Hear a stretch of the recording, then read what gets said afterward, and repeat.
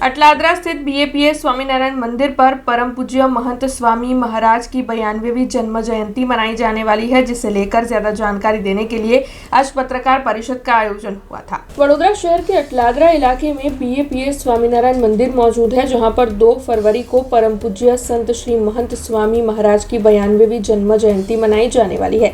तब इस बारे में जानकारी देने के लिए आज पत्रकार परिषद बुलाई गई थी, जिस दौरान विशेष तौर पर ज्ञान वत्सल स्वामी महाराज मौजूद रहे थे। तब आपको बता दें कि इस कार्यक्रम के तहत गुजरात राज्य के मुख्यमंत्री भूपेंद्र पटेल विशेष तौर पर अपनी मौजूदगी दर्ज करवाने वाले हैं और इस कार्यक्रम में 2 लाख से भी ज्यादा भक्त भी मौजूद रहने वाले हैं।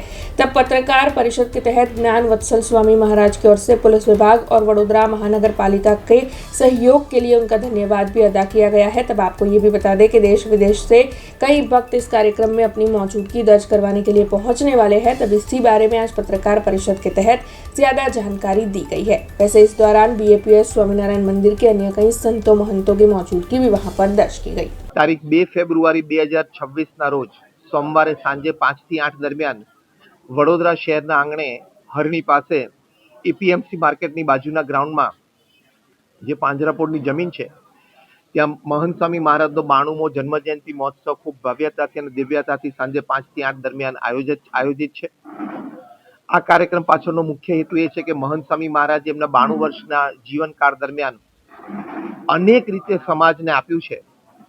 એમણે છેલ્લા 92 વર્ષમાં સંત તરીકે લોકોના વ્યક્તિગત પારિવારિક પ્રશ્નો હોય, સામાજિક પ્રશ્નો હોય, એના સમાધાન માટે 5.5 લાખથી વધારે પત્રોના ઉત્તર આપ્યા છે।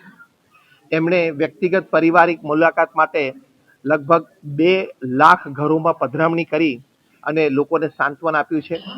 મહંત સ્વામી મહારાજ ગુરુપદે આવ્યા છેલ્લા 9 વર્ષમાં પોતાની ઉંમર 83 થી 92માં એમણે